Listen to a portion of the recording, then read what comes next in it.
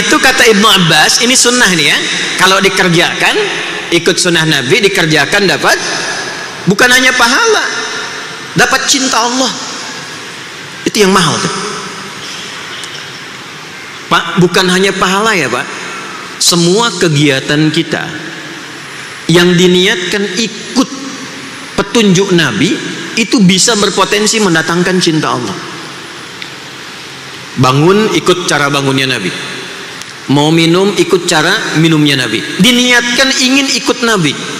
Itu seketika turun hukum Quran surah ketiga Ali Imran ayat 31. Qul in kuntum tuhibbunallaha fattabi'uni yuhibbukumullah.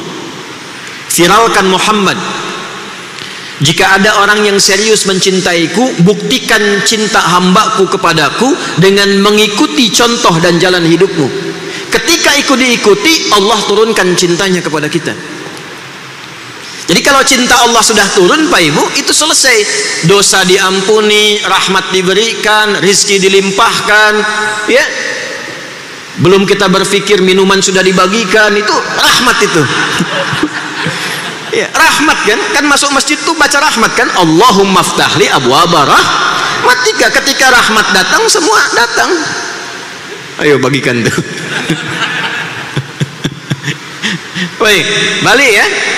Maka kata Ibnu Abbas itu adalah kebiasaan Nabi Sallallahu Alaihi Wasallam. Satu, kalau beliau bangun tidur, beliau duduk terlebih dahulu. Ini sunnah. Bukan hanya cara, tapi sunnah. Diikuti, dituliskan pahala, potensi cinta Allah. Duduk. Ya, bangun tidur, ku terus duduk. Kan barusan dibilang, nggak ada orang bangun tidur langsung mandi itu.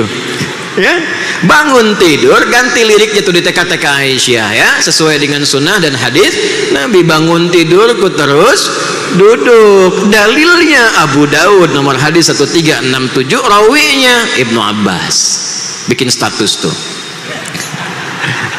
Tenang dulu, biarkan darah mengalir. Setelah itu, wa masaha biyadihi min athari naumi, beliau menghilangkan bekas kantuknya dengan bagian tangannya yang bersih. Ini penting kalimat ini karena nanti ada hadis lain, jika Anda bangun tidur maka cucilah tanganmu karena engkau tidak tahu kemana tangan itu berkelana saat engkau tidur itu. Karena itu redaksinya bagian tangan yang bersih, hilangkan bekas ngantuk. Jadi bukan langsung baca doa, kantuknya hilang dulu supaya baca doa dalam keadaan sadar, paham tentang apa yang dibaca. Jadi bukan kita baru bangun kondisi ngantuk langsung baca doa. Biasanya kalau bangun jam 3 alhamdulillahilladzi ahyananya iya, tapi begitu amatana panjang. Alhamdulillahilladzi ahyana, masih jam 3. Ba'dama amatana, begitu amatana dibuka udah jam 5 tuh. Nggak sadar. Apalagi azannya yang subuh itu naumnya yang panjang. Di Madinah Ustaz sholatnya yang panjang kan? Saya kemarin di Madinah tuh saya cek lagi, oh betul sholatnya yang panjang pas adzan subuh tuh. As-salatu khairum minan naum. Masjid Nabawi. Begitu ke Sidoarjo kenapa naum yang panjang? As-salatu khairum minan naum. Tidur lagi kita. Karena itu kita sadar dulu, sadar, hilangkan bekas ngantuk. Nah ini poinnya. Kalau kita pindah ke Al-Bukhari, riwayat Muaz bin Jabal dan Jundub bin Junadah radhiyallahu taala anhuma, diseling dengan doa dulu, alhamdulillahilladzi ahyana ba'dama amatana wa ilaihin nusyur. Itu belum selesai.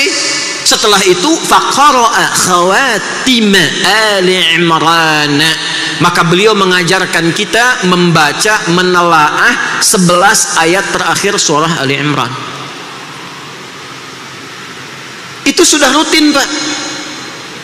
Itu karakter orang Islam tuh, karakternya saat bangun dia membawa spirit Ali Imran ayat 190 sampai ayat ke-200, 11 ayat.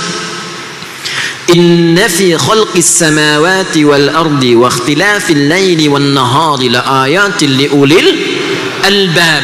Jadi kita baru bangun sudah diminta oleh Al-Quran, dituntun oleh Nabi untuk menjadi pribadi ulul albab. baru bangun. Anda boleh cek kitab suci manapun yang dianggap suci di muka bumi. Tidak ada satupun kitab yang disucikan di muka bumi ini yang mengajar, membimbing, mengarahkan pemeluknya baru bangun menjadi pribadi intelektual ulul albab. Itu tidak ada. Kecuali Al-Quran. Quran surah 23. Ada manusia yang sedang berpetualang di bumi tapi dia pewaris surga Firdaus. Amalnya apa? Dikeluarkan ayat 1 sampai 9-nya. Qad aflahal mu'minun alladzina hum fi salatihim khashi'un. Jadilah kegiatan kurikulum. Ingat, bukan profesi. Penghuni surga Firdaus itu profesinya banyak. Bisa dokter, bisa camat, bisa lurah. Tapi punya karakter. Apa karakternya? Kalau sholat khusyuk. Kalau sekedar sholat surga biasa. Tapi kalau ingin Firdaus, belajar khusyuk menikmati sholat. 1. Walladzina hum 'anil lagwi mu'ridun. Yang enggak penting tepikan. Ini bermanfaat, berkata bermanfaat, katakan. Mendengar ada manfaatnya, dengarkan. Yang tidak ada manfaatnya, dia jauhi. Itu karakter namanya. Profesinya boleh apa saja. Turunkan itu ke bumi. Jadikan panduan dalam berkehidupan. Maka itu yang dimaksud kurikulum akhirat. Jadi ketika meninggalkan dunia, siap dengan bekal akhirat. Firdaus sudah menunggu. Karena persiapan bekal kita siapkan dari sekarang. Dunianya tidak hilang, minumnya tetap sama, makan tetap makan, kerja tetap kerja. Hanya bedanya kerja di tempat yang sama. Ada yang tidak sholat, ada yang sholat, ada yang sholatnya khusyuk. Itu yang kita siapkan. Nah, itulah ulul albab. Itu sebabnya ketika kita bangun kita katakan alhamdulillahilladzi ahyana ba'dama amatana wa ilaihin nusyur. Ya Allah, terima kasih Engkau berikan padaku kesempatan hidup saat ini sesuai ajalku. Walaupun Engkau tahan sementara tadi dalam tidurku. Perhatikan kalimatnya, perhatikan.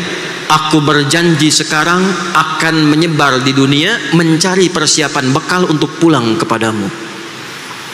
Nusyur itu menyebar untuk kembali. Wa ilaihin nusyur, aku sekarang ingin menyebar untuk cari bekal persiapan pulang kepadamu. Jadi kalau Anda bangun tidur baca doa itu kemudian maksiat, itu khianat kepada doanya. Jadi nggak mungkin ada orang baca doa itu berbuat kriminal, itu mustahil. Karena dia komitmen. Allah kemudian ngasih panduan. Oh, kamu ingin cari bekal? Ini cari bekalnya ya. Cari bekal yang membuat engkau semakin dekat denganku. 1. Kedua, pahami tentang esensi kehidupanmu di muka bumi. Lalu tanya balik, merencanakannya bagaimana ya Allah? Teruskan ayatnya.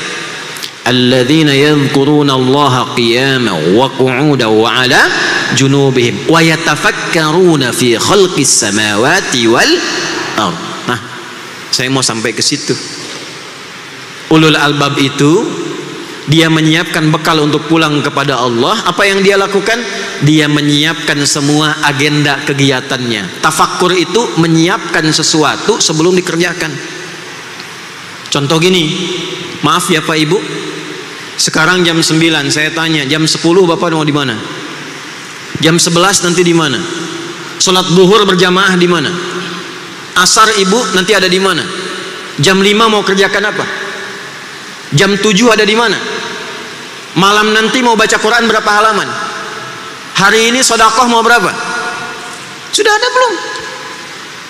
Ulul albab itu dia rinci, bangun tidur sudah jelas agendanya. Maka itu waktunya disebut dengan subuh. Subuh itu dari kata asbah, yang sudah siap rencana dan kegiatannya. Nah, dalam rangka merencanakan kegiatan itu mesti ada titik pusat yang membuat kita semakin dekat dengan Allah, yang menjadikan kegiatan kita terkoreksi, yang menjadikan semua aktivitas kita menjadi tenang kembali, yang membuat kebahagiaan kita datang dengan cepat. Mesti ada satu titik yang kalau kita ada persoalan balik ke situ lagi. Kalau kita ingin memulai dimudahkan datangnya ke situ. Itulah masjid.